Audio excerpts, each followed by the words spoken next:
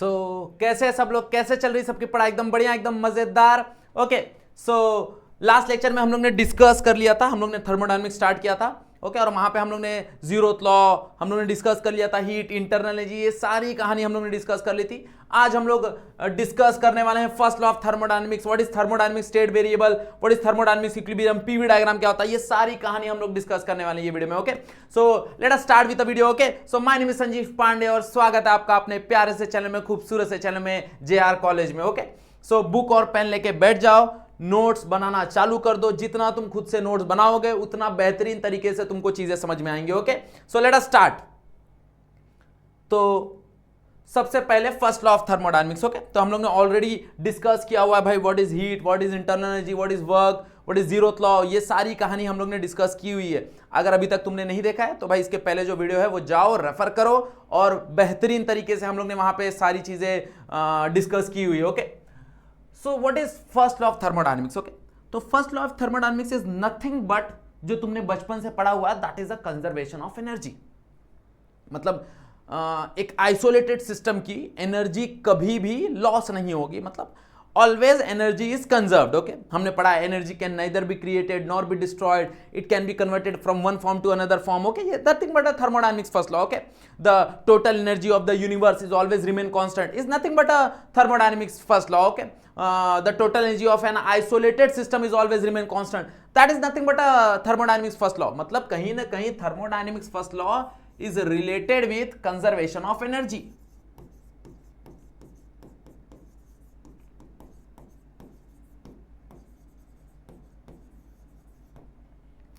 Okay, first law जो है वो कहीं ना कहीं किसके साथ रिलेटेड है? कंजर्वेशन ऑफ एनर्जी के साथ रिलेटेड है।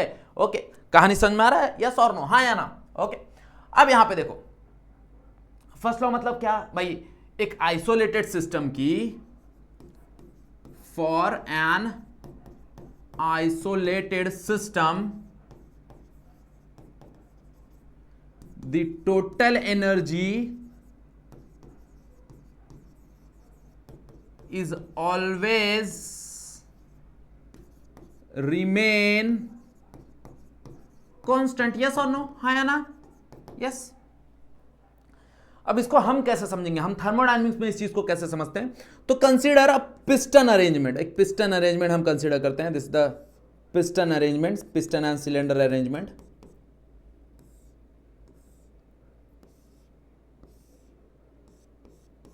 यहां पे हमने रखा हुआ है सिस्टम। ओके, अब हमारे पास अलग अलग प्रकार के सिस्टम होते हैं। अगर मैं तुमको थोड़ा सा रेफरेंस दे दूं भाई कि क्या ही है सिस्टम, तो जनरली हमारे लिए जो सिस्टम बनेगा वो सिस्टम इज नथिंग बट कि ऐसा स्पेस, ऐसा सब्सटेंस जहां पे रिएक्शंस हो रहे हैं, जहां पे हीट एब्जॉर्प्शन या हीट एमिशन का प्रोसेस चल रहा है। Okay, that is called a system, that is called a system. तो जनरली हमारे लिए जो सिस्टम है वो आइडियल गैस है। ओके, मतलब मान लो इस सिलेंडर के अंदर कोई गैस भरा है, that is nothing but a system, that is nothing but a system. Okay, मतलब जहां पे रिएक्शंस हो रहे हैं, जहां पे हीट एब्जॉर्प्शन या हीट एमिशन हो रहा है, ओके, ये सारी कहानी सिस्टम की है, सारी कहानी सिस्टम की है। अब जनरली हमारे पास तीन तरह के सिस्टम होते हैं। The one is your open system, the close system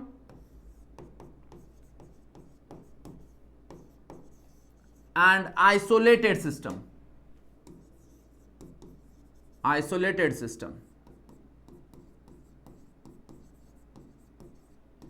isolated system, open system, close system and isolated system. Okay, so what is open system? भाई ऐसा सिस्टम जहां पे एक्सचेंज ऑफ मैटर भी पॉसिबल है और एक्सचेंज ऑफ हीट भी possible है। Okay, मतलब मान लो कि तुमने एक पतीले में पानी गर्म किया और उस पतीले को टेबल के ऊपर लेके रख दिए। अब क्या हो रहा है भाई, उस पतीले में से, उस टोप में से, उस बर्तन में से पानी भी एक्सचेंज हो रहा है सराउंडिंग के साथ, मतलब वेपर्स भी बाहर जा रहे हैं और साथ में हीट भी बाहर जा रहे हैं। मतलब ऐसा सिस्टम जहां पे दोनों पॉसिबल हो पा रहा है भाई, हीट एक्सचेंज भी पॉसिबल हो पा रहा है एज वेल एज मैटर का एक्सचेंज भी पॉसिबल हो पा रहा है। Okay, so that is called as open system. Okay, मतलब द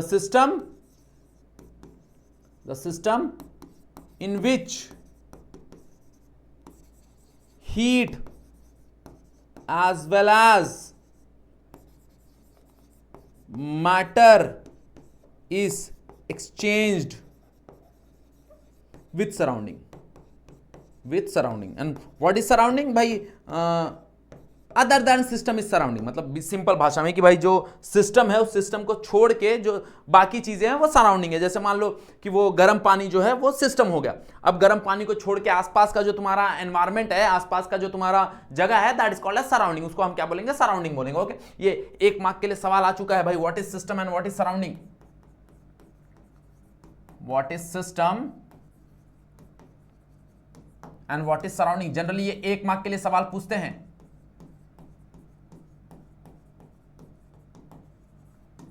ये 1 मार्क का सवाल है ये, और ये तो व्हाट इज सिस्टम ये आया था 2024 में आया था बोर्ड एग्जाम में, और ये 2025 में आया था बोर्ड एग्जाम में। ओके, याद रखना दोनों। तो 1 मार्क के लिए सवाल पूछ लेते हैं, what is system, what is surrounding. Okay, clear है या ना। अब what is close system. Close system मतलब मान लो कि भाई तुमने जो वो गर्म पानी किया है, उस गर्म पानी को किसी चीज से तुमने ढक दिया। अब किसी चीज से अगर तुमने ढक दिया तब भी हीट एक्सचेंज होगा, मतलब तब भी हीट एक्सचेंज होगा किसके साथ, तब भी हीट एक्सचेंज होगा किसके साथ, सराउंडिंग के साथ। भाई तब भी वो जो गर्म पानी है वो ठंडा होगा। Okay, but at the same time वहां पे अगर हम देखेंगे तो वो कोई मॉलिक्यूल एक्सचेंज नहीं कर रहा है सराउंडिंग के साथ। ओके, वो सराउंडिंग के साथ कोई मॉलिक्यूल एक्सचेंज नहीं कर रहा है।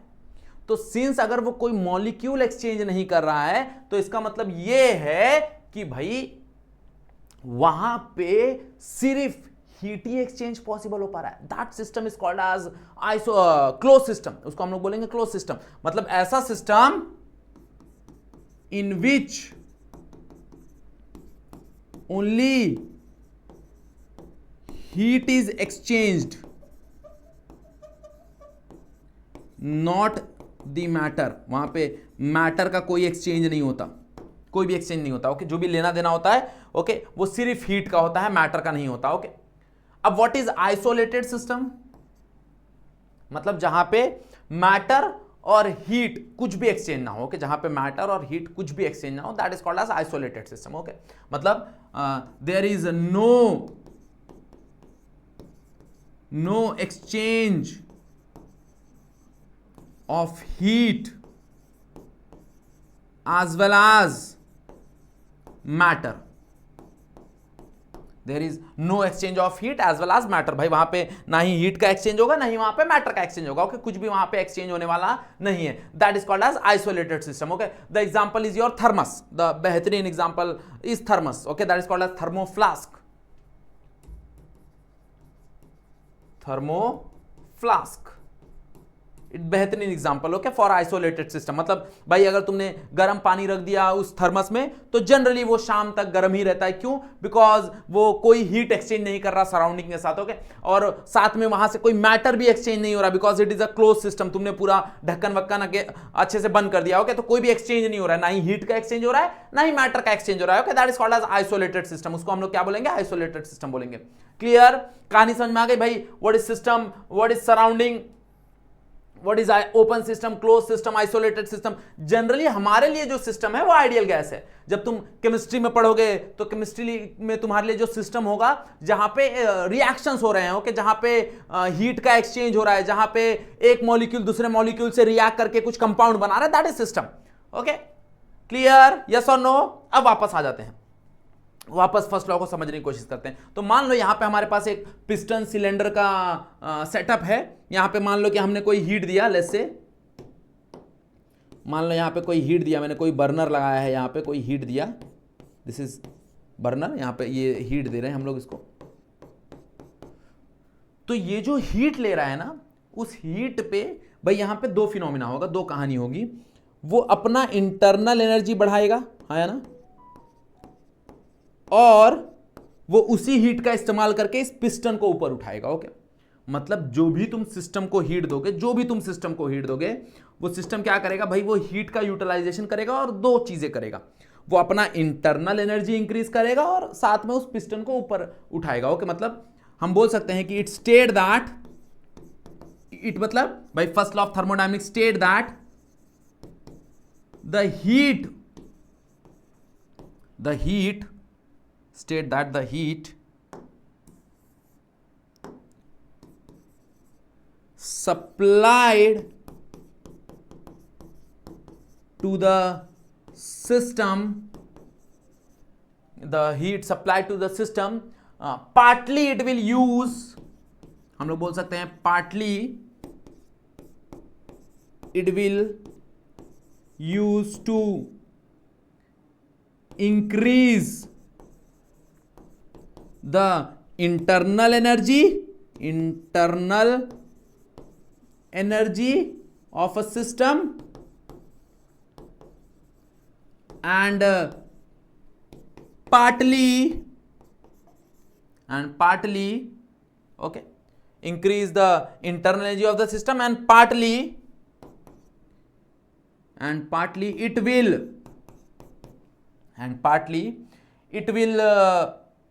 do the work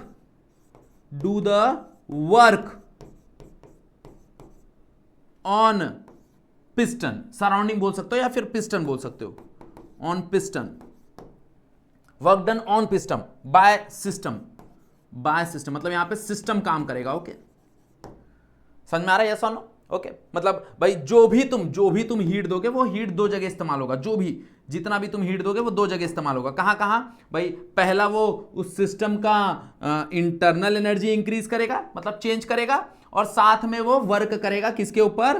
पिस्टन के ऊपर। ओके, हाँ या ना? अब इसी प्रोसेस को तुम उल्टा कर सकते हो भाई। मान लो कि यहां पे तुमने कंप्रेस किया इसको, इस पिस्टन को कंप्रेस करोगे तो इसका इंटरनल एनर्जी बढ़ेगा तो वो हीट एमिट करेगा। ओके, बट इस प्रोसेस में सारी चीजें नेगेटिव हो जाएगी। ओके, मतलब इसको अगर मैं मैथमेटिकली एक्सप्रेस करूं तो हम बोल सकते हैं जो Q है वो बराबर होगा W plus del U. Clear? Yes और नो? हाँ या ना?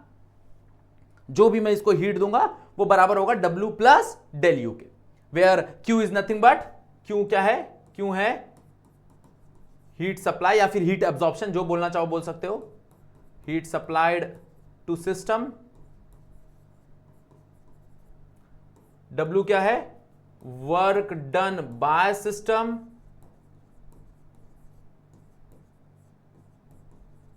एंड डेल यू क्या है?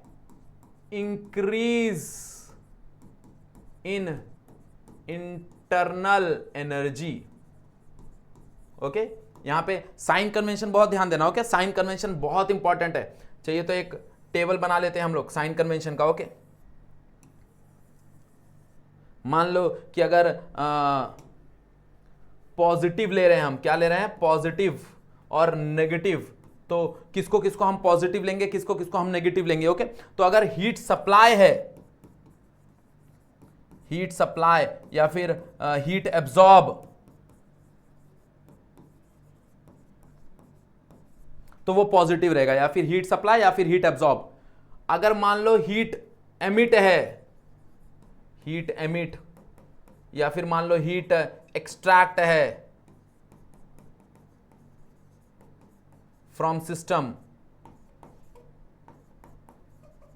ओके, ये हीट एब्जॉर्ब है, हीट एब्जॉर्ब और heat supply to system. Okay, ये टू सिस्टम है, तो ये पॉजिटिव रहेगा, और अगर हीट एमिट हुआ है, हीट एक्सट्रैक्ट कर रहा है, तो वो नेगेटिव रहेगा। Okay, clear? यस और नो? अगर एट द सेम टाइम अगर वर्क डन हो रहा है, अगर सिस्टम ने कोई काम किया है सराउंडिंग पे, okay,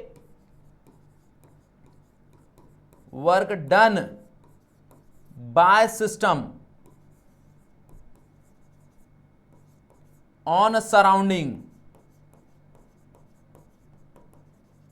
okay, work done by system on surrounding, भाई सिस्टम काम कर रहा है सराउंडिंग पे। ओके, तो कहीं ना कहीं वो पॉजिटिव है। At the same time work done on system by surrounding, okay, अगर work done on system by surrounding है, मतलब हमने पिस्टन को दबाया, मतलब पिस्टन ने गैस को कंप्रेस किया। ओके, तो दैट इज नेगेटिव। ओके, और मैंने तुमको समझाया था एक और तरीका, वॉल्यूम इंक्रीज या डिक्रीज, मतलब अगर वॉल्यूम इंक्रीज हो रहा है यहां पे तो उसको पॉजिटिव ले लो, यहां पे वॉल्यूम डिक्रीज हो रहा है उसको नेगेटिव ले लो। And the third is your increase in internal energy. अगर इंटरनल एनर्जी इंक्रीज हो रहा है, इंक्रीज इन इंटरनल एनर्जी, तो उसको मान लेना पॉजिटिव। और एट द सेम टाइम अगर डिक्रीज हो रहा है, decrease in internal energy,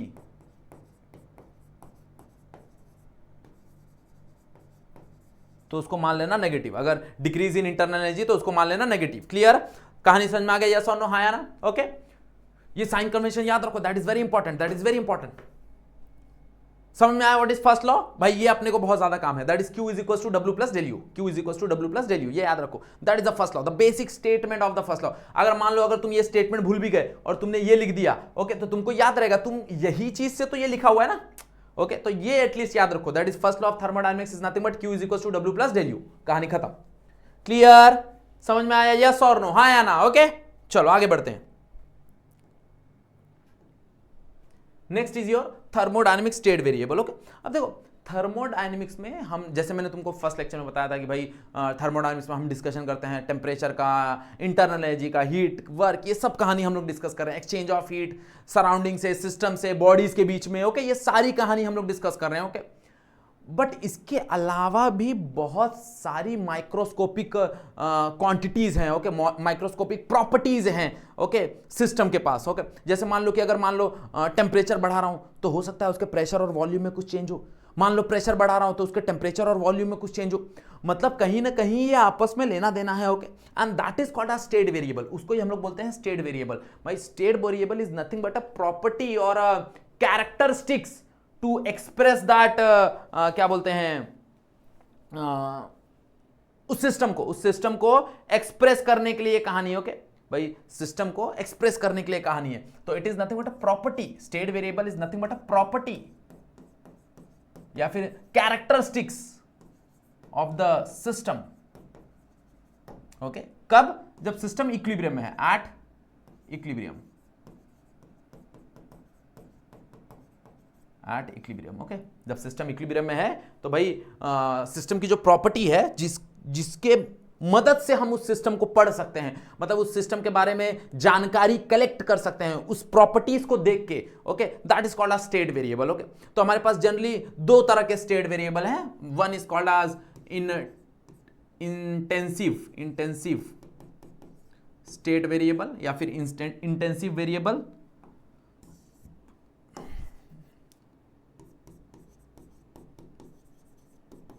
the next is one is your extensive variable। Okay, intensive variable क्या होता है, एक्सटेंसिव वेरिएबल क्या होता है? So intensive variable independent. Okay, इन का मतलब ऐसे याद रखो, इंटेंसिव इज इंडिपेंडेंट। ओके, मतलब हमारे पास बहुत सारी ऐसी क्वांटिटीज हैं, ऐसे वेरिएबल्स हैं जो उसके अमाउंट पे नहीं डिपेंड कर रहे हैं, उस सब्सटेंस के अमाउंट पे नहीं डिपेंड कर रहे हैं, उस सिस्टम के अमाउंट या उस सिस्टम के साइज पे नहीं डिपेंड कर रहे हैं। Okay, that is called as intensive variable. Okay, मतलब हम इसको बोल सकते हैं कि the variable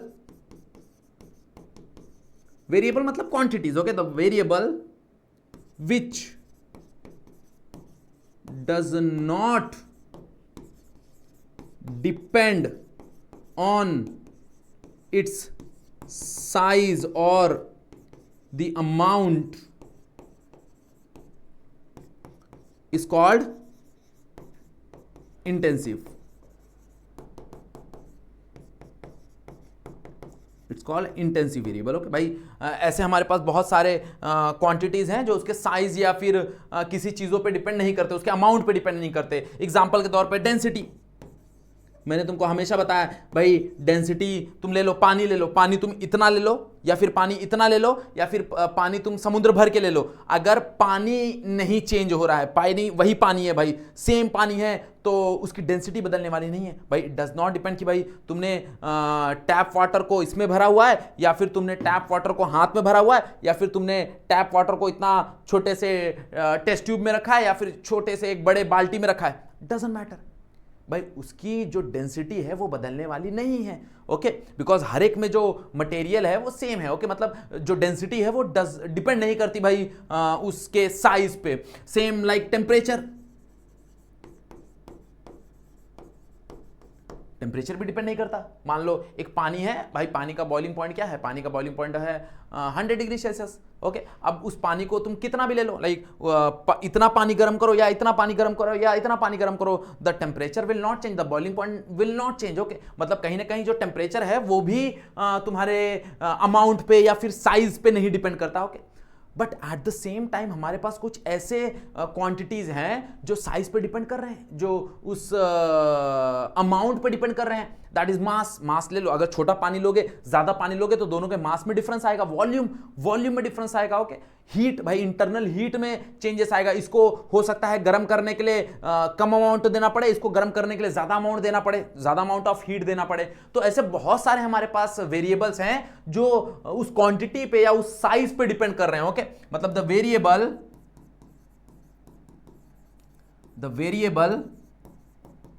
which depend on the size and the variable which depend upon the size and amount of the किस पे, amount of the quantities या फिर amount of the variable।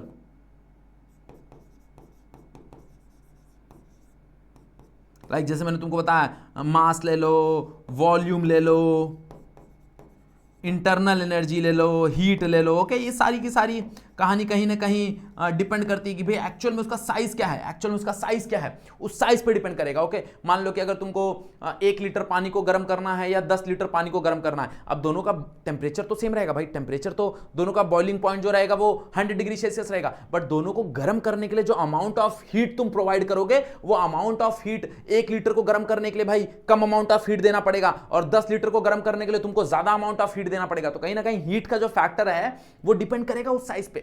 Okay, तो ऐसे बहुत सारे क्वांटिटीज हैं जो एक्सटेंसिव हैं और बहुत सारे क्वांटिटीज हैं जो इंटेंसिव हैं। ओके, आई होप क्लियर हुआ रहेगा। अब इसके अलावा भी बहुत सारी क्वांटिटीज है और मैं चाहूंगा कि वो तुम कमेंट करके बताओ भाई, कमेंट करके मेरे को बताओ कौन कौन सी क्वांटिटीज इंटेंसिव है, कौन कौन सी क्वांटिटीज एक्सटेंसिव है। ओके, क्लियर, समझा, यस और नो, हाँ या ना। ओके, चलो आगे बढ़ते हैं।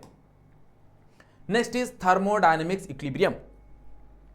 What is thermodynamics equilibrium? Okay भाई, हमने पढ़ा था थर्मल इक्विलिब्रियम। ओके, और हमको लगता है भाई थर्मल इक्विलिब्रियम में है तो वो थर्मोडायनेमिक्स इक्विलिब्रियम में हो जाएगा। ओके, ऐसा नहीं है। अगर तुम चाहते हो कि भाई थर्मोडायनेमिक्स इक्विलिब्रियम हो तो तुमको 3 चीजों को इक्विलिब्रियम में करना पड़ता है। उसका मैकेनिकल स्टेट इक्विलिब्रियम में करना पड़ता है, केमिकल स्टेट इक्विलिब्रियम में करना पड़ता है, और थर्मल स्टेट उसका इक्विलिब्रियम में करना पड़ता है। मतलब हमारे पास 3 तरह के इक्विलिब्रियम है। Okay, the first one is your mechanical equilibrium,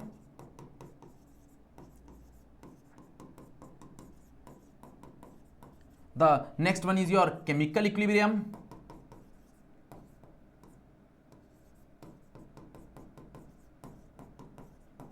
and the last one is your thermal equilibrium।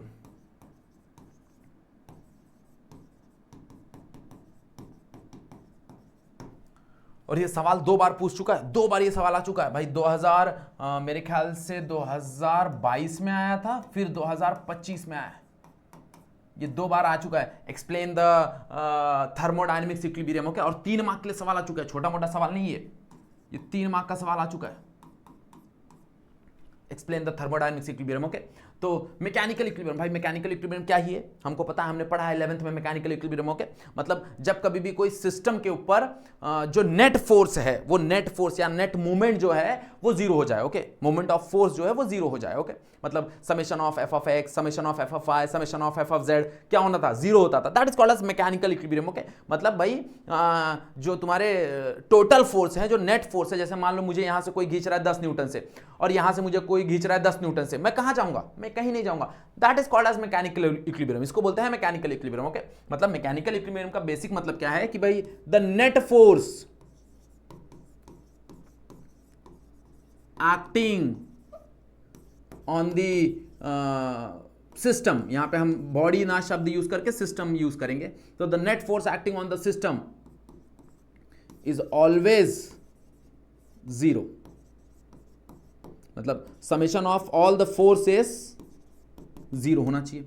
या फिर moment of force, moment of force क्या होना चाहिए, मोमेंट ऑफ फोर्स मतलब टॉर्क, मोमेंट ऑफ फोर्स भी 0 होना चाहिए।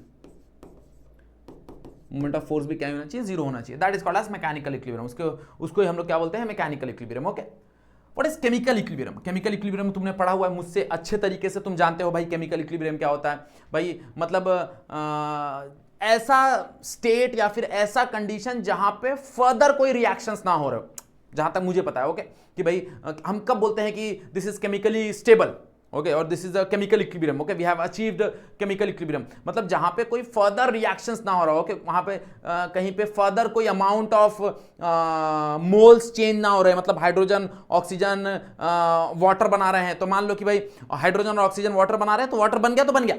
अब उसके बाद और कोई रिएक्शंस नहीं हो रहा, और कोई फर्दर कन्वर्जेंस नहीं हो रहा, और कोई फर्दर कंपाउंड नहीं बन रहे। Okay, that is called as chemical equilibrium. Okay, मतलब हम लोग इसको बोल सकते हैं भाई केमिकल इक्विलिब्रियम क्या है, in which further there is no reaction। okay भाई, there is no exchange of matter। okay, वहां पे कोई मैटर का एक्सचेंज नहीं हो रहा ऐसा। so it is a state in which there is no further reaction between matter or there is no exchange of matter due to diffusion। मतलब वहां पे डिफ्यूजन की वजह से भी कोई मैटर का एक्सचेंज नहीं हो रहा। ओके, थ्रू द मेम्ब्रेन, मतलब कोई भी रिएक्शंस वहां पे नहीं हो रहे। Okay, no reactions, basically no reaction, no further reaction, that is important. And what is thermal equilibrium? भाई थर्मल इक्विलिब्रियम हमने पढ़ा ही हुआ है कि भाई थर्मल इक्विलिब्रियम का मतलब होता है कि वहां पे एक्सचेंज ऑफ कोई हीट नहीं हो रहा है। क्यों, किसकी वजह से? Due to the same temperature. Okay, तो no exchange of heat due to same temperature. Okay, due to same temperature. तो अगर ये तीनों इक्विलिब्रियम में रहा, तब हम बोलेंगे कि भाई हम थर्मोडायनेमिक्स इक्विलिब्रियम में हैं। ओके, ऐसा नहीं है कि भाई सिर्फ थर्मल इक्विलिब्रियम बोल दिया तो थर्मोडायनेमिक इक्विलिब्रियम हमने अचीव कर लिया। ना, हमको अगर थर्मोडायनेमिक इक्विलिब्रियम अचीव करना है तो हमको मैकेनिकल इक्विलिब्रियम भी करना पड़ेगा, केमिकल इक्विलिब्रियम भी करना पड़ेगा और थर्मल इक्विलिब्रियम भी करना पड़ेगा। अगर ये तीनों स्टेट इक्विलिब्रियम में है, तब हम उसको बोल सकते हैं कि भाई ये मैकेनिकल इक्विलिब्रियम में है। क्लियर, समझ में आ रहा है कहानी? ओके, यस और नो? तो तुमको बेसिकली एक्सप्लेन करना है, हर एक टर्म एक्सप्लेन करना है, विद एग्जांपल एक्सप्लेन करना है। ओके, तो बुक में, टेक्स्ट बुक में बहुत अच्छे तरीके से दिया हुआ है। ओके, यही चीजें हैं, बस थोड़ा सा एग्जांपल के साथ लिखी हुई है। ओके, क्लियर, समझ में आ रहा है? यस और नो? ओके, चलो आगे बढ़े। Next is your PV diagram. Okay, so the basic PV diagram जो हमको यहाँ पे काम आने वाला है, वो जनरली हमको पता है भाई, हमको ग्राफ बनाना है between the pressure and volume. Okay, अब अगर थोड़ी देर के लिए मैं मान लेता हूं कि हमको पता है बॉयल्स लॉ, तो क्या मैं बोल सकता हूं एट कांस्टेंट टेम्परेचर, याद है Boyle's law? At constant temperature जो P है वो इनवर्सली प्रोपोर्शनल होता है वॉल्यूम के साथ। यस और नो? मतलब यहां पे हम बोल सकते हैं जो PV होता है वो रिमेन कांस्टेंट होता है। ये हमने केमिस्ट्री में भी पढ़ा है और KTG में भी हमने ये पढ़ा हुआ है। ओके, KTG अगर तुम लोगों ने नहीं देखा है KTG, तो वीडियो अवेलेबल है JR ट्यूटोरियल पे या फिर JR कॉलेज पे, तुम वहां पे जाओ, 12th का प्लेलिस्ट देखो, वहां पे तुमको मिल जाएगा। ओके, KTG हमने बहुत बेहतरीन तरीके से सारा चीज डिस्कस किया हुआ वहां पे। यस और नो? हाँ या ना? चलो, सो अगर मान लो कि मैं ग्राफ बनाता हूं, this is the graph between the pressure and volume. Let's say this is pressure and this is volume. तो हमको पता है जैसे जैसे the volume will increase, okay, the volume will increase, the pressure will decrease, या vice versa, अगर volume will decrease the pressure will increase. मतलब यहाँ पे कुछ ऐसा ग्राफ बनता है। ओके, मतलब मान लो ये स्टेट 1 है और ये स्टेट 2 है। ओके, और ये इसका इनिशियल कंडीशन है। ओके, ये इसका इनिशियल कंडीशन है। मतलब यहाँ पे तुम्हारे पास जो प्रेशर है वो P1 है और ये उसका pressure, final pressure, let's say P2। और एट द सेम टाइम यहाँ पे तुम्हारे पास जो वॉल्यूम है वो V1 है और यहाँ पे तुम्हारे पास सेम टाइम वॉल्यूम जो है वो V2 है। ओके, और अगर मान लो the volume is increasing, okay, मतलब तुम्हारा जो V2 है that V2 is greater than V1, तो अगर V2 is greater than V1 है और हमको पता है कि भाई जो वर्क है वो वर्क क्या ही होता है, that is P into change in volume, और change in volume is nothing but positive ना, dV जो है वो तुम्हारा पॉजिटिव है, तो वर्क भी क्या होगा, पॉजिटिव होगा। क्या होगा, वर्क भी क्या होगा, पॉजिटिव होगा। तो उस टाइम पे तुम्हारा जो वर्क है that is a positive work, this is a positive work, okay, because the volume is increasing, because the volume is increasing, okay. और बेसिकली जो वर्क है that is the integration of PV, okay, because यहाँ पे pressure जो है वो constant नहीं है, तो it is the integration of PV. और कहां से कहां तक इंटीग्रेट करना है, V1 से V2 तक इंटीग्रेट करना है, ओके, कहां से कहां तक, V1 से V2 तक।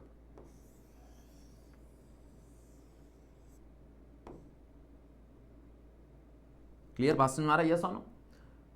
और या फिर अगर हम ध्यान दें तो ये जो PdV है, it is nothing but a area under the curve, it is nothing but a area under the curve. तो अगर हम थोड़ा देर के लिए समझें तो क्या मैं बोल सकता हूं कि अगर मेरे को वर्क निकालना है तो जनरली मेरे को इसके अंदर का एरिया निकालना है, यस और नो? मतलब ये जो एरिया है दैट ऑलवेज रिप्रेजेंट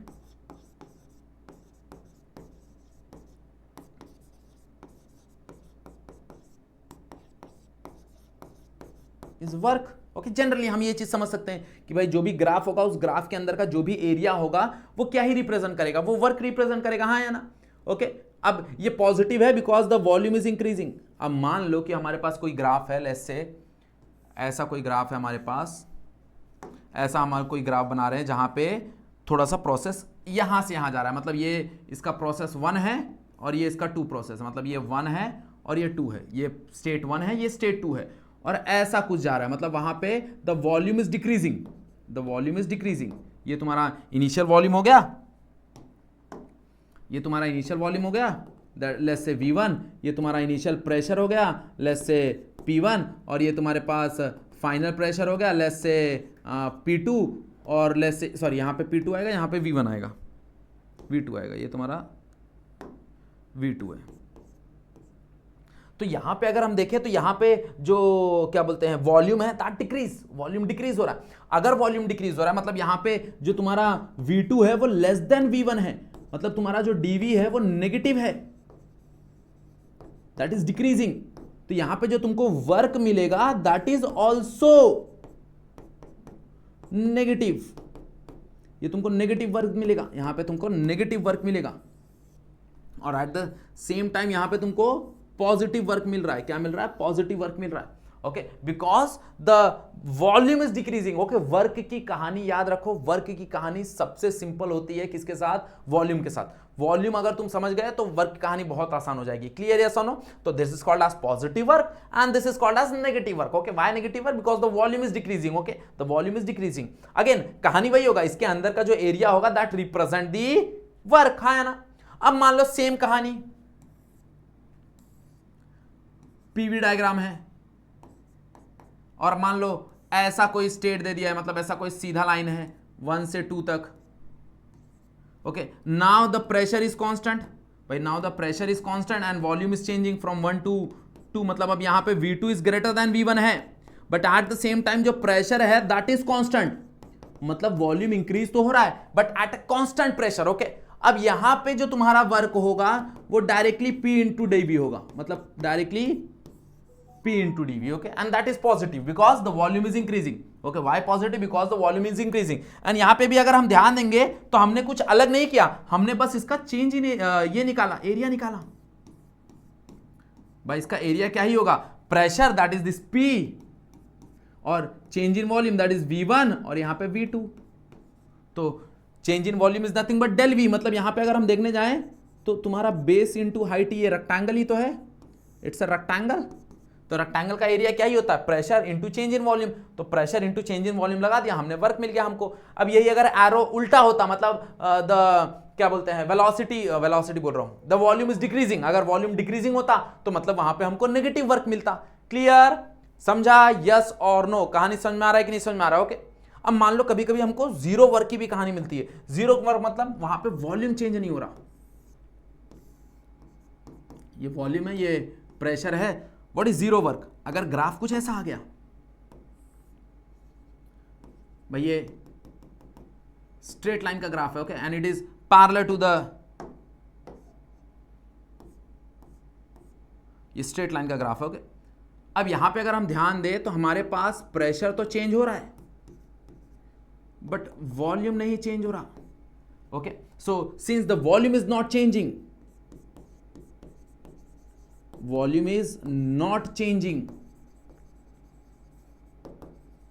मतलब तुम्हारा जो dv है वो जीरो है, या फिर dv बोल दो या फिर डेल v बोल दो, तो यहां पे जो वर्क होगा वो भी जीरो होगा, that is called as zero work. और हम ग्राफ से भी समझ सकते हैं ना भाई, ग्राफ के अंदर कोई एरिया है क्या? भाई अगर ऐसा ग्राफ होता तो इसके अंदर ये एरिया हम लोग कंसीडर करते हैं, बट ये तो सीधा लाइन है और सीधे लाइन के नीचे कोई एरिया एग्जिस्ट कर सकता है क्या? नहीं कर सकता।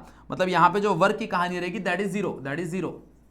क्लियर? बात समझा? यस और नो, हाँ या ना? ओके, तो हमारे पास अलग अलग प्रकार के वर्क हैं, वो हमको ग्राफ से, पीवी ग्राफ से समझना पड़ेगा। पॉजिटिव वर्क है, ये नेगेटिव वर्क है, यहां पे work due to constant pressure है, यस और नो हम लोग बोल सकते हैं it is a positive work.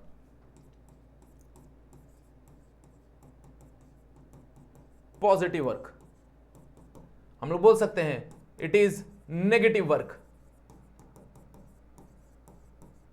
और हम लोग बोल सकते हैं it is a work due to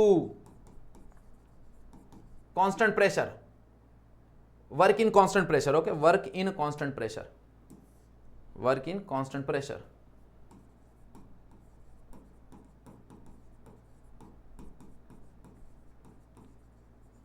and this is nothing but a zero work, इसको हम लोग बोल सकते हैं जीरो वर्क, क्योंकि वॉल्यूम चेंज नहीं हो रहा। यस और नो? क्लियर? बात समझा? मतलब अगर कहीं पे कांस्टेंट ये दिया हुआ है, क्या बोलते हैं, प्रेशर दिया हुआ है, तो no need to integrate. Okay, integrate करने की जरूरत नहीं है। अगर प्रेशर कांस्टेंट दिया हुआ है तो सिर्फ तुम लोग एरिया निकाल दो, बट वहीं पे अगर प्रेशर कांस्टेंट नहीं दिया है तो you have to integrate. Okay, you have to integrate the PDV. Okay, यहां पे तुमको इंटीग्रेट करना पड़ेगा because the pressure is also changing. Okay, अब नाउ अगर वॉल्यूम इंक्रीजिंग है तो पॉजिटिव वर्क, वॉल्यूम डिक्रीजिंग है तो नेगेटिव वर्क, कहानी खत्म, एकदम सिंपल। यस और नो? यहां पे एरो का बहुत महत्व होता है। ओके, हम थर्मोडायनेमिक्स में एरो का बहुत महत्व होता है यहां पे। क्लियर? समझा सबको? समझ में आया कहानी? ओके, सो फर्स्ट लॉ हमने कहानी खत्म कर दी बहुत बेहतरीन तरीके से। ओके, अगर नहीं समझा, कुछ डाउट है, कुछ कंसर्न है, तो भाई यहाँ पे मैंने तुमको इंस्टाग्राम का आईडी दिया हुआ है, तुम लोग यहाँ पे जाकर रेफर कर सकते हो, यहाँ पे जाके डीएम कर सकते हो, हम लोग डिस्कस कर लेंगे। ओके, बट मेरे को ऐसा लग रहा है कि भाई सबको समझ में आ गया होगा। ओके, और नहीं समझ में आ रहा है तो read the text book. Okay, हमारा हैबिट थोड़ा सा ना बेकार हो चुका है, हम टेक्स्ट बुक को रीड नहीं करते। ओके, बट ट्राई करो टेक्स्ट बुक को रीड करने का। ओके, सामने वाला कितना भी पढ़ा रहा है, तुम स्कूल में पढ़ रहे हो, स्कूल वाली टीचर पढ़ा रही है, तुम क्लास में पढ़ रहे हो, तुम ऑनलाइन पढ़ रहे हो, कहीं से भी कुछ भी पढ़ रहे हो, बट एटलीस्ट ट्राई करो कि तुम टेक्स्ट बुक रीड कर पाओ। सिर्फ दिन का 15 मिनट दो, 1 या 2 पेज ही रीड करो, बट जब तुम रीड करते हो ना तो तुम नई नई चीजें अपने से बोलते हैं ना, सोचने की कोशिश करते हो कि अपने से उस चीजों को एनालाइज करने की कोशिश करते हो। ओके, तो अपने से चीजें समझने के लिए भाई at least read the text book. Okay, और जितना तुम टेक्स्ट बुक रीड करोगे उतना ज्यादा तुमको एमसीक्यू तुम्हारा स्ट्रांग होगा, उतना ज्यादा तुम्हारा थ्योरी टॉपिक स्ट्रांग होगा। ओके, तो वो चीजें स्ट्रांग करने के लिए टेक्स्ट बुक जरूर रीड करो। क्लियर? समझा? ओके, सो बाकी का जो टॉपिक है we will continue in next lecture. Okay, तो आज का टॉपिक यहीं पे एंड करते हैं, आज के लिए बस इतना ही। That's it for today, thank you so much. Okay, और वीडियो को लाइक जरूर करना है, चैनल पे फर्स्ट टाइम हो तो सब्सक्राइब कर लो, बाकी सारे चैप्टर्स प्लेलिस्ट में अवेलेबल हैं, और दोस्तों को शेयर जरूर करना। ओके, चलो, सो बाय बाय, नेक्स्ट वीडियो में मिलते हैं।